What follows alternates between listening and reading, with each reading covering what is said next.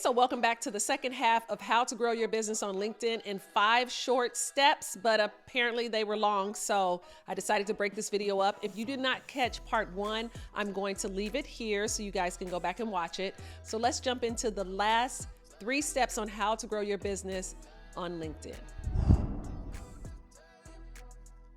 Okay, so after you get your content posted, I want you guys to do this in these steps. And this is why I'm doing it 1 through 5 this way. You're going to make sure your profile is built out. Then we're going to make sure we have the type of content that is speaking to the people that we are wanting to target. So the next thing I did, I just went on LinkedIn and I did a search. Now, let's see, what should I show you guys first? I did a search. If you know that there's a company coming to your city or your area, I did this. I did it with the colleges. I looked up colleges, and I'll show you guys how you do it. You just go in. I just put in Atlanta, Georgia. But you see a number of things come up. I can go in and see all of the results, but I'm just going to do, look up Atlanta, Georgia. So we can look up people, groups, jobs, posts, companies, schools, events, products, services. Your services may come up here. You can go in and do a filter, right? So if there's this is what I loved about LinkedIn, because if I'm looking for, say I used to be a nurse and I'm looking for doctors and nurses at a specific hospital in my area, I'm going to go in here and I'm going to do my locations, Atlanta Metro, or say I live in Alpharetta, or you can go in here and add a location. I can go in and add Sandy Springs, Georgia. I can select the whole United States, but we want to get really hyper-focused on who we are targeting. We're going to put in the location. We're going to look up the company. And for companies, say you don't know, you're moving to a new city, you don't know all of the companies. I just go in on Google. Google's our friend. We just go on here and tech companies moving to Atlanta, hospitals in Sandy Springs. We're going to go colleges, military, attorneys. Attorneys is a good one. You may want to find some people that actually work at a law firm. You're going to go in here and say, we're going to look up tech companies in Atlanta. I'm just going to go in here and say, let's see, I may go in here and do a little search to find out where these companies are located. Are they close to my house? Are these the people that I'm targeting? And then you can just go on LinkedIn, fill all this in, past companies. You guys, the great thing about LinkedIn is, and why I decided to focus on LinkedIn when I moved to Atlanta, was because LinkedIn is all about jobs. People are proud of their jobs, their degrees, their certificates, and jobs equal buying. Jobs and money go hand in hand to me.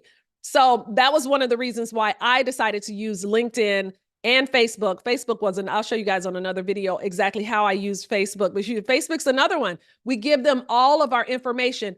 Look at when I went to my profile and I started filling in everything, like all of my information, my job, where I went to school, because these are people's digital resumes. And we as real estate agents are going to use them to our benefit to help us connect with buyers, potential buyers and sellers. So you can come in here, search schools, professions. If they speak a different language, industries, you can come in here and put in an industry. You can come in here and get really, really, really specific and hyper focused on who you're looking for. Okay, so let's go back to filters. Let's just do a quick little filter search. Atlanta. No, we don't care about current, past companies. Location. Oh, current company. We're going to put in,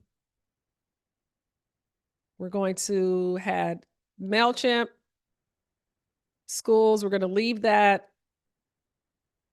Let's see what comes up. So it'll bring you up the people who have either that work at MailChimp, used to work at MailChimp. Again, we can do this for doctors. They're my second connection. You know what I would do? I would go over here and just add them. This is what I would do. I would just go in here and add them because I have a connection to them. I'll go in and I'll look and see what they do. Sometimes as new agents, we have time. I would go in and maybe look at the person, see who they're following, who their followers are. And I would just go in and try to connect with as many people as possible that I think, and look, it still goes on and on and on. as many people as possible that I think would be a good connection for my real estate business. So that's one of the ways. Okay, so number 4, and I'm trying to keep this short, but I never can keep it short, but I do try to add so much value. I try to take out the fluff when I'm editing these videos like this right here. I would probably take it out, but I'm going to leave it in. I try to give you guys a lot of value and things that will help your real estate business. So number 4 is something that I love also. So after you find them, and you guys, before I start number 4, let me just talk about why it's important to do this in these steps that I'm giving you guys. So once you go and start connecting with people that you find the company they work with, you want to connect with them, they are going to come over to your profile. Now, when they come over to your profile, if you have nothing up there, they're like, who is this? Is this person a stalker? But if they come to your profile, again, because I know who I'm targeting women and single women, moms, families. I know who I'm targeting. So if you come to my page and you're a woman and you're like, oh, she's baking pies. Oh, I see she's a real estate agent. Oh, I also see she likes fashion. And oh, she's a real estate agent. She's selling houses. I'm not just sell. I'm not going to get in your DM. You're going to see my page. You're going to see the wonderful content that I'm posting because I targeted and found you. And I feel like you would be a good connection for me based on, 1, your job. You may be open to buying or selling a house. And we are connected because we have a sisterhood. We have a sisterhood. And so this is how I connect. Now you have to figure out who it is you're targeting and who I always go back to ideal client. Who's your ideal client? So that's why it's important to have content up there. I don't want you guys to go do a search for companies and you find all these great people and they come to your page, and you have nothing posted. And it's okay to post old content. Say you have some old content from Instagram from 5 years ago, 2 years ago. As long as it's relevant, I don't care if it's a closing from 3 years ago, post it. You can just say closed. You don't have to say when, where, how it happened. You don't have to post any of that. You can just post, some of your past stuff. So the next thing we're going to talk about is using the same search. We're going to do Atlanta and joining some groups. Now, again, there's jobs up here, posts, companies, schools. I just want you guys to go in here and see how easy it is to really filter down to find who exactly you're looking for. So I like to go in here and look under groups, and I like to go in and find some groups. Okay, so groups, you're going to find things that you're interested in. What type of information are you interested in? We don't want to only join real estate groups because we're not looking for real estate agents. You could, I don't know. I'm not looking for agents in Atlanta. I'm looking for potential buyers and sellers. I'm using this as a way to generate business, generate leads, connect with more people in my city. So I wouldn't join one for real estate. And I wouldn't join one that has 9 members. I'm not picking on them, but I wouldn't join that. This, I don't even know what PMI is, but I would probably look it up to find out. I would go inside and see what PMI is. I would join the networks that have a good amount of people. And you guys, sometimes, like I saw the UCLA alumni of Atlanta. I saw there's probably hospitals in here, accounting, moving to Atlanta 6. I wouldn't join that because I'm an agent. This is probably an agent trying to find someone.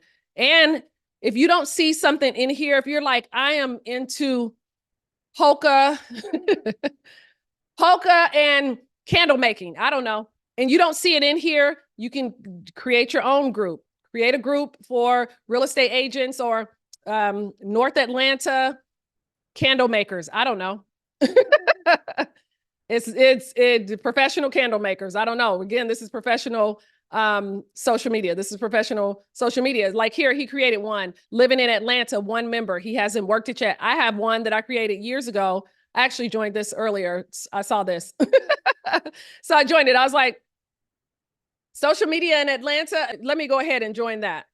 We're going to join some groups. And once we join some groups, we're not going into these groups like, hey, I'm Cher, I'm a real estate agent. Anybody looking about? No, we're not doing that. We're just coming with a value. We are genuinely connecting with people. There may be things going on in your city that you may not know about. They may host events, seminars, meetups. And if they don't, you could always reach out to the person that's over the group and say, hey, I live in North Atlanta. I was wanting to put together a networking event just to get out and meet some of the people that we see in the group. So we are coming with value in these groups, okay?